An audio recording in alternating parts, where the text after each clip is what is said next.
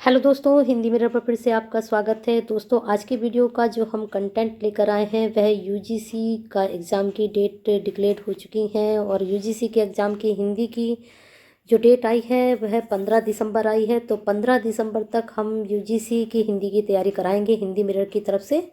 जो दोस्त हिंदी की तैयारी कर रहे हैं तो वो हिंदी मिरर के साथ जुड़ जाइए और अपनी यूजीसी की तैयारी बहुत अच्छे से कीजिए, जिससे आपके जो है एग्ज़ाम में अच्छे से अटैम्प्ट हो और आप अच्छे से नंबर पाएँ। और जो आज ही चैनल से जुड़े हैं, चैनल को सब्सक्राइब कर लें, बेल आइकन को हिट कर लें, जिससे हिंदी के सिलेबस की आपको अच्छे से तैयारी कराई जा सके यूजीसी नेट की। चलिए शुरू करते हैं। पहला प्रश्न, अपभ्रंश भाषा का स्थिति का काल है 1500 ईसा पूर्व से 500 ईसा पूर्व, 500 ईसा पूर्व से 1 ईसा पूर्व, या 500 ईस्वी से 1000 ईस्वी, ये 1000 ईस्वी से 1500 ईस्वी।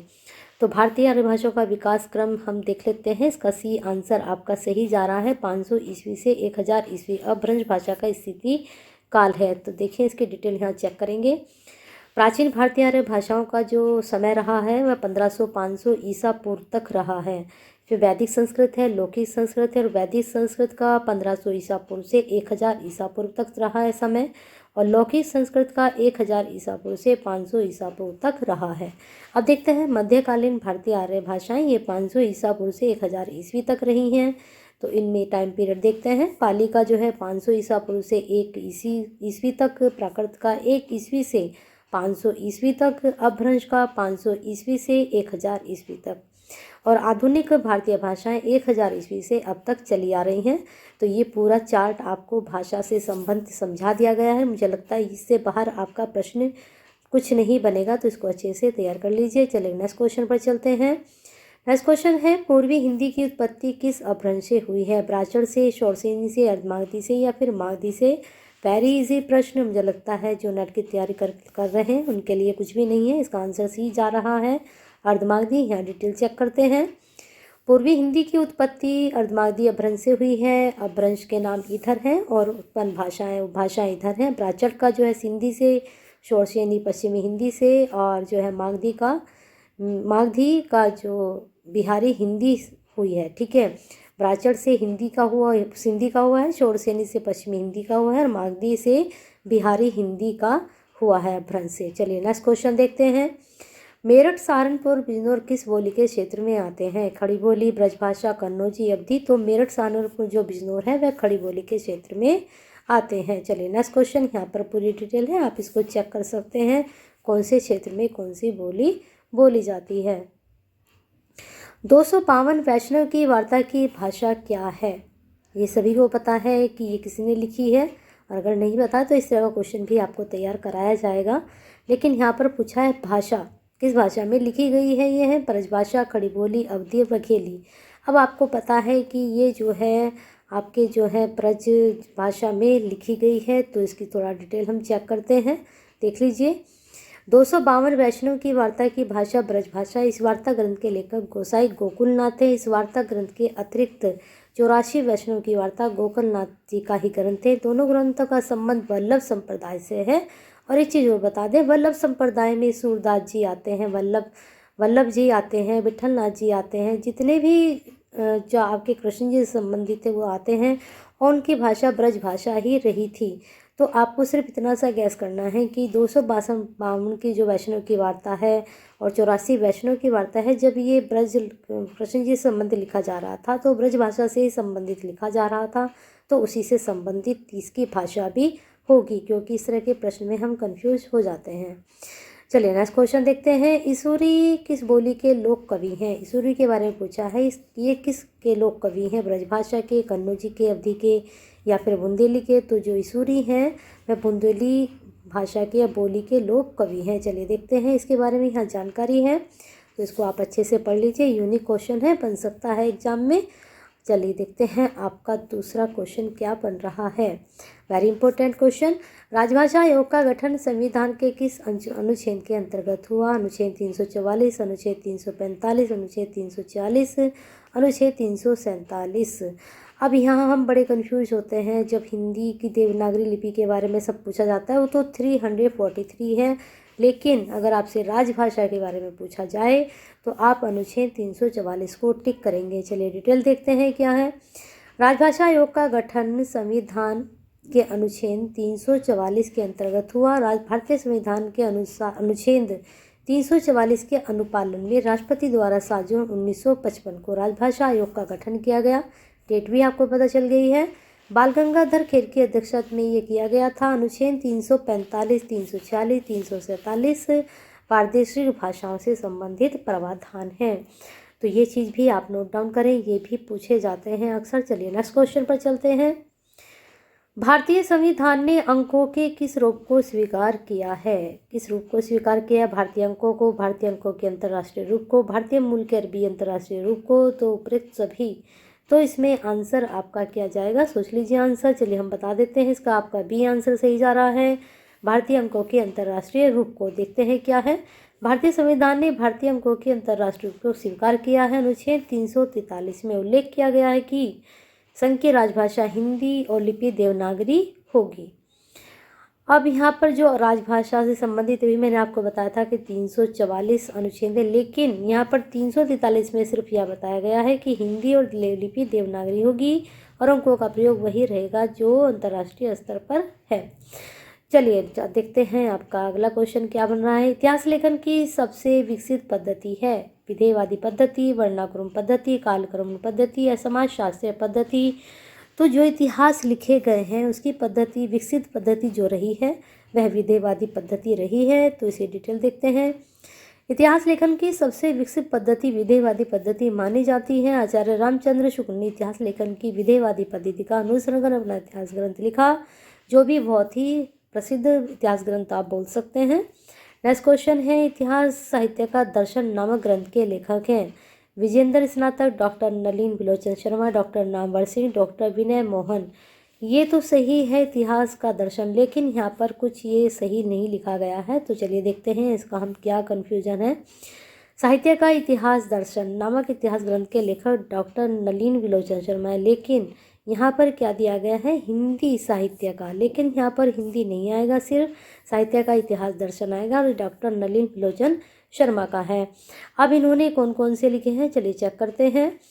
विजेंद्र स्नातक का जो है ग्रंथ हिंदी साहित्य का इतिहास है। डॉक्टर नामवर सिंह के दूसरी परंपरा की खोज है। डॉक्टर विनय मोहन का हिंदी साहित्य का अभ्युत्थान। ठीक है, और ये बहुत ही इंपॉर्टेंट है, यहाँ से भी प्रश्न आपका बन सकता है। अब आते हैं हम आपके नेक्स्ट क्वेश्चन पर। कविवचन सुधा पत्रिका का प्रकाशन आरंभ वर्ष है 1865, 1868, 1880, 1879। तो जो कविवचन सुधा पत्रिका है उसका प्रकाशन वर्ष प्रारंभ हुआ 1868 में। डिटेल यहाँ पर है।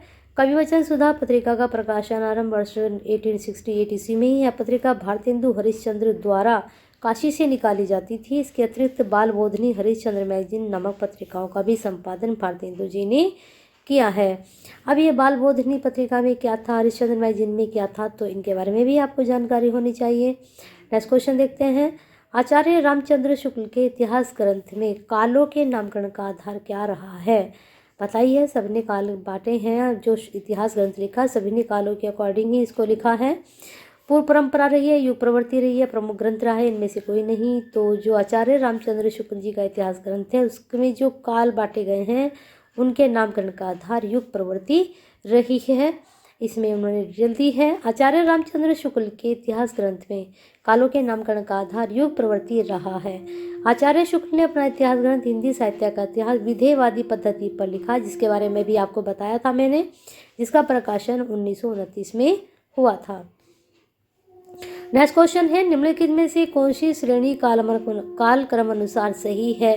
तो आपको बता दें यहाँ कालक्रम बिल्कुल सही नहीं है। चलिए हम इसको देख लेते हैं। पहले सबसे पहले खुमान रासो आएगा, फिर बिसलदेव रासो आएगा, फिर पृथ्वीराज रासो आएगा, फिर हमीर रासो आएगा। तो ग्रंथों का सही कालक्रम यह है, लेकिन यहाँ पर थोड़ा ये मैच भी कर रहा है, पृथ्वीराज रासो, हमीर रासो। ठीक है, यहाँ पर ये इसका सी आंसर बन सकता है। चलिए नेक्स्ट क्वेश्चन पर चलते हैं। इन सिद्धों एवं नाथों में सबसे पुराने कौन है? सरहपा हैं या मच्छिंद्र नाथ हैं या कड़प्पा हैं या फिर गोरखनाथ हैं? तो ये जो सिद्ध भी लिए हैं यहाँ पर नाथ भी लिए हैं, तो इनमें जो सबसे पुराने हैं चारों में, नाथ और सिद्धों में सरहपा को माना गया है। यहाँ पर डिटेल है, देख सकते हैं। सिद्धो नाथों में सबसे पुरानी सरहपा है। सिद्धों से ही नाथ संप्रदाय की उत्पत्ति हुई, जिसके प्रणेता गोरखनाथ थे। सरहपा को हिंदी का प्रथम कवि माना गया है, जिनकी रचना दोहा कोश है। हड़प्पा सिद्धों में सबसे श्रेष्ठ विद्वान तथा बड़े कवि माने जाते हैं। ये चीज़ भी अच्छे से नोट डाउन कर लीजिए। किंतु उनका कोई भी ग्रंथ प्राप्त नहीं होता है। प्रश्न के विकल्प में सरहपा दिया गया, तो सरहपा होना तर्कसंगत है। ठीक है, तो ये पूरी जानकारी आपको मिल चुकी है। चलिए अगले प्रश्न पर चलते हैं। द्वैतवाद के प्रवर्तक आचार्य का नाम यहाँ पर बताना है। आपको पता है शुद्धाद्वैतवाद, द्वैतवाद, द्वैताद्वैतवाद सभी के बारे में क्वेश्चन यूजीसी नेट में ज़रूर पूछा जाता है। 100% इसमें से कोई सा भी वाद आपसे पूछा जाएगा, तो अच्छे से इनको पढ़ लीजिए। निम्बार्काचार्य, विष्णु स्वामी, माधवाचार्य, वल्लभाचार्य, तो द्वैताद्वैत जो है निम्बार्काचार्य। अब आगे देखते हैं प्रश्न में। यहाँ पर देख ले, पूरी सारणी आपको मिल चुकी है, इसको अच्छे से पढ़ लीजिए। चाहे इसकी शॉर्ट की निकालिए, चाहे इसको रटना तो खैर नहीं होता, इतना हमारा सिलेबस है उसको हम रट नहीं सकते, लेकिन हाँ हम अच्छे से इसको ध्यान से पढ़ेंगे तो हम बार बार पढ़ेंगे तो याद भी हो जाते हैं।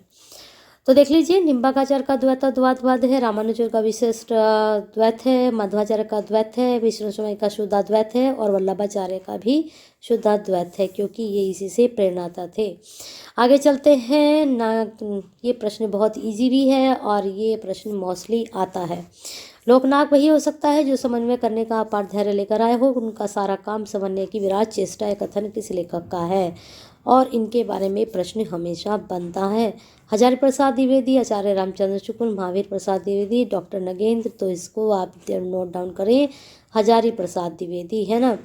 हजारी प्रसाद द्विवेदी के राम भक्त कवियों में श्रेष्ठ कवि गोस्वामी तुलसीदास के संदर्भ में यही लिखते हैं। ठीक है, तुलसीदास जी के प्रश्न हमेशा बनते हैं, किसने क्या कहा। निम्नलिखित कवियों के जीवन काल का हमें एक सही आरोही क्रम बताना है। भूषण मतीराम बिहारी देव, मतीराम भूषण बिहारी देव, बिहारी मतीराम भूषण देव, बिहारी भूषण मतीराम देव। तो सबसे पहले बिहारी, फिर भूषण, फिर मतीराम, फिर देव। देव तो लास्ट में आ रहे हैं। आपके बिहारी भी यहाँ पर आ चुके हैं। थोड़ा यहाँ पर आप कंफ्यूज हो सकते हैं, तो अच्छे से इसको पढ़िए, तो अगर नहीं होंगे। सन भी याद कीजिए कौन से सन में है ये। 1595 है बिहारी भूषण, 1693, 1613, 1617, 1673। ठीक है, ये दोनों 16 में ही है। इनका 13, फिर इनका 17, फिर इनका 73। बिहारी का थोड़ा इनसे पहले है। नेक्स्ट क्वेश्चन, अभिज्ञान शकुंतलम का खड़ी बोली में अनुवाद किसने किया। प्रश्न बहुत अच्छा है, इजी है, लेकिन जो स्टूडेंट यूजीसी की अभी तैयारी शुरू की है उनके लिए थोड़ा कठिन होगा ये। तो अभिज्ञान शकुंतलम का खड़ी बोली में अनुवाद जो है राजा लक्ष्मण सिंह के द्वारा किया गया है, और यहाँ पर डिटेल है, चेक कर सकते हैं। अभिज्ञान शकुंतलम का हिंदी खड़ी बोली में अनुवाद राजा लक्ष्मण सिंह ने किया था। सदा सुगलान ने सुखसागर, भारतेंदु हरिश्चंद्र, भारत दुर्दशा, ईशा लखा, रानी केतकी की कहानी। क्या है ये, खड़ी बोली में है, किस में है।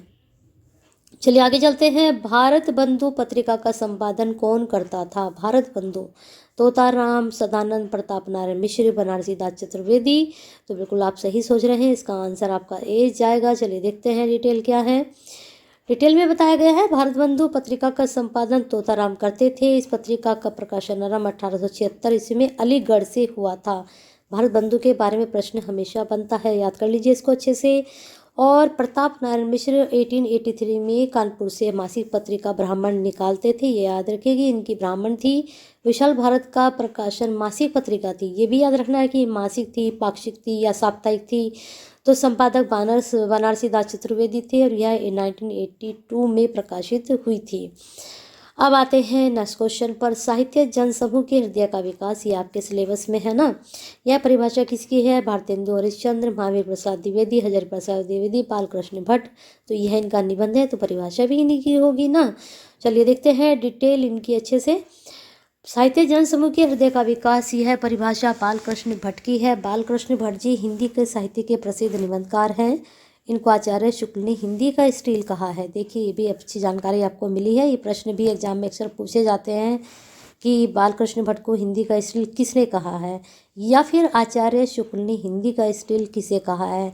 तो दोनों ही तरह से प्रश्न बनते हैं। चलिए इनके निबंध हम चेक करते हैं। चंद्रोदय, शब्द की आकर्षण शक्ति, कल्पना, मेला ठेला, बाल विवाह, एक अनोखा स्वप्न, प्रतिभा, आत्मगौरव, रुचि और आशा, ये इनके निबंध हैं।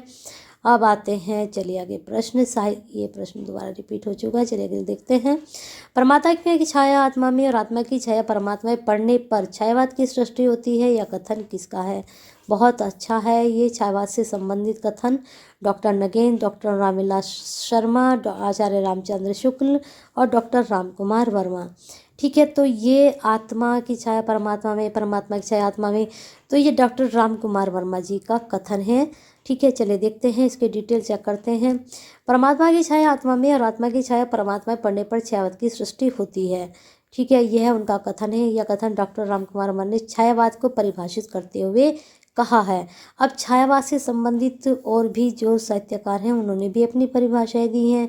चलिए देखते हैं। डॉक्टर नगेंद्र ने कहा है छायावाद स्थूल के प्रति सूक्ष्म का विद्रोह है। एक ने ये भी कहा है सूक्ष्म का विद्रोह नहीं है। वो किसने कहा है बताइए कमेंट बॉक्स में। आचार्य रामचंद्र शुक्ल छायावाद शब्द का प्रयोग दो अर्थों में समझना चाहिए। पहला रहस्यवाद के अर्थ में तथा दूसरा काव्य शैली या पद्धति विशेष के व्यापक अर्थ में। डॉक्टर रामविलास शर्मा ने कहा है छायावाद स्कूल के प्रति सूक्ष्म का विद्रोह नहीं रहा है। देखें, यही आपको पता चल गया है कि किसने कहा नहीं रहा है, वरन थोथी नैतिकता, रूढ़िवाद और सामंती बंधनों का एक विद्रोह रहा है। तो उन्होंने, जो डॉक्टर नगेंद्र ने कहा कि सूक्ष्म का विद्रोह, लेकिन उन्होंने कहा है कि सूक्ष्म का विद्रोह नहीं रहा है। तो दोनों का कंपैरिजन भी पूछा जा सकता है आपसे। चलिए आगे चलते हैं। इन कवियों के आरोही क्रम में हमें प्रस्तुत करना है, यानी कि व्यवस्थित करना है। पंत प्रसाद निराला महादेवी, प्रसाद निराला पंत महादेवी, निराला प्रसाद पंत महादेवी या महादेवी पंत निराला प्रसाद। तो सभी को पता है कि प्रसाद जी, फिर निराला, महादेवी सबसे लास्ट में आती हैं। तो यहाँ पर डिटेल है इसकी, चेक कर सकते हैं। ये इनकी जन्म काल की तिथियाँ हैं और धर्म के नाम हैं। अब देखते हैं आगे। पीठ पीठ दोनों मिलकर एक चल रहा लोकटिया टेक इन पंक्तियों में व्यक्त किया गया है क्या? अंधरूढ़ी की प्रतिक्रिया, पूंजीपतियों की प्रतिघृणा, भिक्षुक वर्ग की दयनीय स्थिति या शोषक वर्ग की मनोवृत्ति। तो जो पेट पीठ दोनों मिलकर एक चल रहा लकोटिया टेक, तो यह पूंजीपतियों वर्ग की दयनीय स्थिति के बारे में कहा गया है। यहाँ पर डिटेल है, चेक कर सकते हैं। नेक्स्ट क्वेश्चन, निम्नलिखित में से कौन सा कवि आध्यात्मिक प्रगतिवादी नहीं रहा है? नागार्जुन, केदारनाथ अग्रवाल, रामविलास शर्मा, नरेंद्र शर्मा। अब ये शब्द जो आया है, इस शब्द का अर्थ क्या है बताइए कमेंट बॉक्स में। क्या लगाते हैं आप इस शब्द का अर्थ? हम डिटेल यहाँ चेक करते हैं। नरेंद्र शर्मा आध्यात्मिक प्रगतिवादी कवि नहीं रहे हैं। यहाँ पर ये आध्यात्म दे दिया गया है और यहाँ पर क्या दे दिया गया है? आदंत है। ठीक है, तो इसमें थोड़ा कन्फ्यूजन है। यहाँ प्रश्न के आंसर में त्रुटि होने का कारण ये प्रश्न नहीं माना गया था। ठंडा लोहा के रचनाकार हमने देखते हैं, तो सभी को पता है धर्मवीर भारती हैं। थोड़ा इनके बारे में जान लेते हैं। ठंडा लोहे के रचनाकार धर्मवीर भारती हैं। इनकी अन्य कृतियाँ हैं कनुप्रिया जो इस सन में, सात गीत दिवस 1959 में, अंधा युग 1955। यह जो है गीति नाट्य है, इसको याद रखिए कि अंधा युग जो है गीति नाट्य है। और मुक्तिबोध की भी यहाँ रचनाएं दी गई हैं और आगे की भी रचनाओं के बारे में जानकारी पढ़ सकते हैं इसको। चलिए आगे चलते हैं।